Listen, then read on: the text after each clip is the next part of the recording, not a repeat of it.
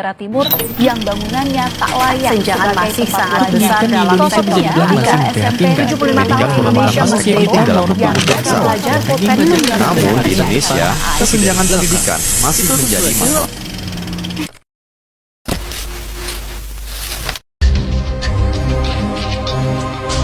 Apa-apaan Bu, anak saya kan normal, tidak berkebutuhan khusus. Kenapa disamakan dengan berkebutuhan khusus? Pokoknya intinya di sini, anak saya dipisahkan dengan anak autis.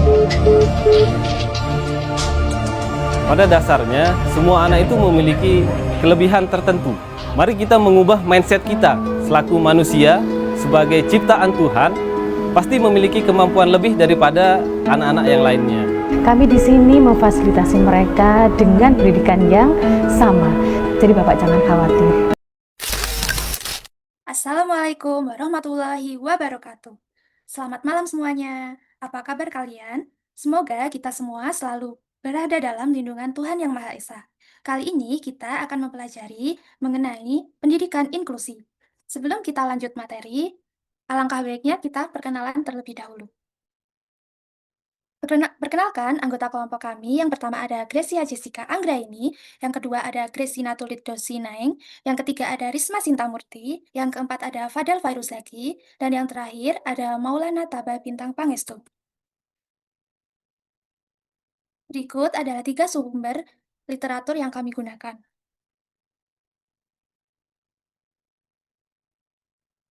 Sebelum mengerti tentang apa itu pendidikan inklusi, alangkah baiknya kita mengerti apa itu definisi dengan pendidikan inklusi. Pendidikan inklusi adalah sistem pendidikan yang memberikan kesempatan kepada semua peserta didik, termasuk mereka yang membutuhkan kebutuhan khusus untuk belajar bersama dalam satu lingkungan yang sama tanpa diskriminasi. Artinya, sistem pendidikan inklusi ini adalah sistem sekolah yang menyatukan semua anak tanpa terkecuali. Benar-benar semua anak, baik yang dianggap normal, berbakat, dari kelompok minoritas, dari keluarga kurang mampu, hingga anak dengan kebutuhan khusus. Namun, dalam praktiknya, tentu akan mengalami tantangan atau hambatan yang perlu dihadapi. Berikut adalah tantangan dalam implementasi pendidikan inklusi. Yang selanjutnya saya akan membacakan tentang tantangan implementasi pendidikan inklusi. Yang pertama, keterbatasan sumber daya dan infrastruktur. Banyak sekolah, terutama di daerah kurang berkembang, belum memiliki fasilitas yang memadai untuk mendukung ABK.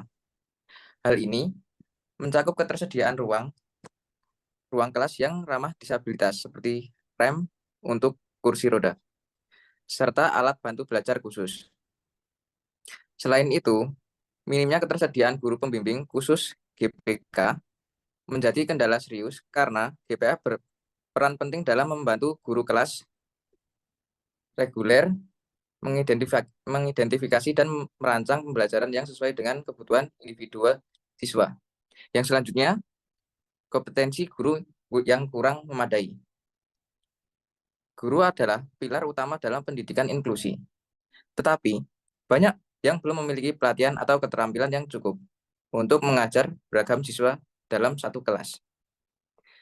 Beberapa guru mungkin tidak tahu cara mengadaptasi kurikulum atau metode pengajaran untuk memenuhi kebutuhan ABK, sehingga sulit bagi mereka untuk memberikan pendidikan yang efektif.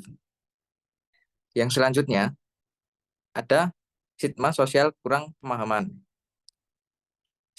Stigma sosial dan pandangan indikatif dan dari masyarakat, termasuk orang tua dan siswa reguler, masih menjadi hambatan besar. ABK sering kali dianggap berbeda atau lebih rendah, yang dapat menyebabkan mereka merasa terisolisasi atau menjadi korban bullying. Kurangnya pemahaman tentang hak-hak ABK dan pentingnya pendidikan inklusi juga membuat banyak orang tua ragu menyekolahkan anaknya di sekolah inklusi. Next.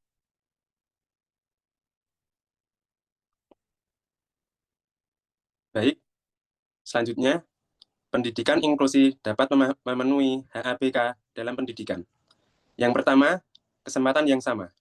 Pendidikan inklusi menempatkan ABK dalam kelas reguler bersama teman sebaya, sehingga mereka memiliki hak yang sama untuk mengakses pendidikan berkualitas sesuai pasal 5 ayat 1 UU nomor 20 tahun 2003. Yang kedua, lingkungan yang mendukung dan tanpa diskriminasi. Prinsip inklusi menghargai keberagaman, menghapus stigma, dan menciptakan lingkungan belajar yang ramah disabilitas. Hal ini menjamin ABK dapat belajar, berkembang, dan merasa diterima. Yang ketiga, penyesuaian kurikulum dan metode pembelajaran. Guru menyesuaikan kurikulum, strategi pembelajaran, serta penilaian agar sesuai dengan kebutuhan individual siswa. ABK tidak hanya ditempatkan di sekolah, tetapi juga benar-benar difasilitasi untuk berkembang. Yang keempat, penyediaan fasilitas dan alat bantu. HABK dipenuhi melalui sarana seperti rem, toilet khusus, buku braille, alat bantu dengar, dan teknologi asistif lain untuk menunjang aksesibilitas. Next.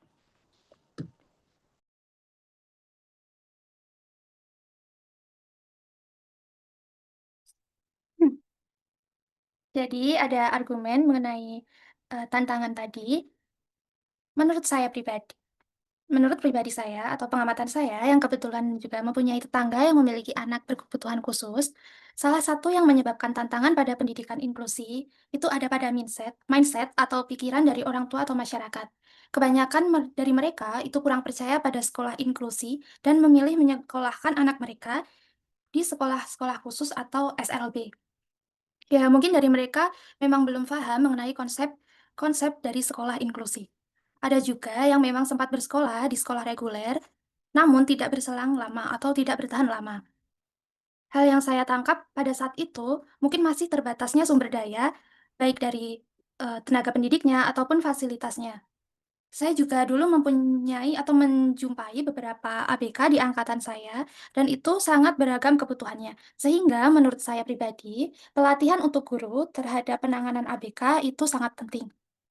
Nah, itu semua sejalan dengan materi yang telah disampaikan tadi. Sehingga menurut saya penting sekali pendidikan inklusi didukung oleh masyarakat, guru, sekolah, bahkan pemerintah supaya bisa berjalan dengan baik.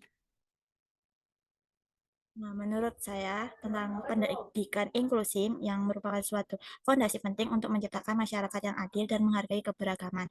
Nah, kan dari para ABK itu kan pasti merasa dirinya terkucilkan di lingkungan masyarakat. Jadi, dari pendidikan inklusi ini diharapkan untuk kesetaraan dalam pendidikan untuk para ABK dengan siswa-siswa yang normal itu perlu. Dan memberikan kesempatan kepada semua anak yang ABK tadi itu tidak hanya bisa mengembangkan potensi individu, tetapi bisa membangun rasa saling menghormati, terus menghargai antar sesama. Dan untuk lingkungan belajar yang mencakup mempersiapkan anak-anak di kehidupan nyata yang penuh dengan perbedaan, terus mengajarkan empati, kerjasama, dan keterampilan sosial yang dibutuhkan. Next. Nah, ada beberapa bukti tentang pendidikan inklusi di Indonesia di tahun 2023. Sudah ada sekitar 44.477 sekolah yang yang menjadi penyelenggara pendidikan inklusi. Dan di tahun 2021 itu terjadi peningkatan sekitar 35.802 dan 40.928 pada tahun 2022. Kemudian jumlah siswa yang berkebutuhan khusus juga meningkat dari tahun 2023 yaitu sekitar 146.205 siswa pada tahun 2023 dan terjadi kenaikan 20.000 di tahun 2021. Dan dalam undang-undang juga telah diatur setiap sekolah wajib menerima anak kebutuhan khusus di Undang-Undang Nomor 8 Tahun 2016 dan Peraturan Pemerintah Nomor 13 Tahun 2020. Dan pendidikan inklusi juga berkesempatan untuk menjadi tempat untuk siswa ABK untuk terus berkembang dengan siswa reguler. Dan tantangannya tersendiri menurut saya itu kan seperti yang dijelaskan oleh Mas Taba tadi yang mengenai tentang guru, kemudian fasilitas yang kurang memadai itu mungkin di Indonesia juga masih kurang. Dengan adanya peningkatan tentang siswa ABK di sekolah reguler atau sekolah inklusi itu harusnya menjadi sebuah acuan untuk pemerintah menyediakan fasilitas dan para guru ABK tersebut di sekolah. Dan diharapkan adanya dengan pendidikan inklusi di Indonesia bisa menjadi pemerataan pendidikan dan untuk siswa-siswanya juga bisa menghargai adanya keberagaman siswa seperti siswa ABK. Next. Oke, selanjutnya adalah koneksi antara materi pendidikan inklusi dengan kesukaran belajar dan gangguan belajar pada anak berkebutuhan khusus di dalam mata kuliah psikologi pendidikan. Jadi dalam pendidikan inklusi, prinsip utamanya adalah semua anak berhak mendapat pendidikan tanpa diskriminasi. Fokus pendidikan inklusi adalah bagaimana hak anak berkebutuhan khusus atau ABK bisa terpenuhi di sekolah. Namun dalam praktiknya tentu ada tantangan. Misalnya belum semua guru paham cara mengajar anak yang berkebutuhan khusus, fasilitas sekolah terbatas, dan juga masih ada stigma dari masyarakat. Di mata kuliah psikologi pendidikan, kita belajar tentang kesukaran belajar. Kesulitan belajar bisa disebabkan oleh faktor internal, seperti motivasi rendah, kemampuan intelektual, atau kondisi emosi. Bisa juga karena faktor eksternal, misalnya seperti lingkungan keluarga, sekolah, atau budaya sekitar. Lalu ada beberapa jenis kesulitan belajar yang sering ditemui, seperti disleksia atau kesulitan membaca, diskalkulia atau kesulitan berhitung, dan disgrafia atau kesulitan menulis. Selain itu, gangguan belajar pada anak berkebutuhan khusus seringkali membutuhkan strategi pembelajaran yang berbeda. Jadi, pendidikan inklusi dan psikologi pendidikan itu saling berkaitan erat. Dari sisi pendidikan inklusi, sekolah harus mampu menampung semua anak termasuk mereka yang punya kesulitan belajar. Tapi tentu tidak cukup hanya memberi kesempatan. Sekolah juga harus tahu bagaimana caranya mengajar sesuai kebutuhan anak. Nah, disinilah psikologi pendidikan itu berperan. Psikologi pendidikan membantu guru untuk memahami jenis-jenis kesulitan belajar, misalnya disleksia, diskalkulia, atau disgrafia, dan apa strategi yang tepat untuk setiap kondisi. Jadi, pendidikan inklusi memberi kerangka bahwa semua anak berhak belajar, termasuk anak berkebutuhan khusus. Sementara psikologi pendidikan itu memberi landasan ilmiah dan alat bantu supaya guru bisa benar-benar mengakomodasi kebutuhan belajar anak-anak tersebut. Kemudian yang terakhir adalah implikasi praktis. Pertama, guru bisa melakukan asesmen psikologi sederhana untuk mendeteksi kesulitan belajar anak, khususnya anak berkebutuhan khusus. Lalu yang kedua adalah program pembelajaran dibuat lebih adaptif, dan yang terakhir, meningkatkan kesadaran teman-teman sekelas supaya mereka bisa memahami bahwa setiap anak punya cara belajar yang berbeda. Next. Baik, di sini saya akan menambahkan sedikit solusi untuk mengatasi tantangan tersebut. Yang pertama, peningkatan kapasitas guru. Untuk mengatasi kurangnya kompetensi, pelatihan dan pengembangan profesional guru harus ditingkatkan. Pemerintah dan lembaga pendidikan perlu menyediakan program pelatihan yang berfokus pada metode dan penggunaan teknologi asistif. Adanya GPK di setiap sekolah inklusif juga sangat penting untuk memberikan dukungan dan bimbingan yang berkelanjutan kepada guru kelas dan prasarana yang aksesibel. Pemerintah dan sekolah perlu berinvestasi dalam penyediaan termasuk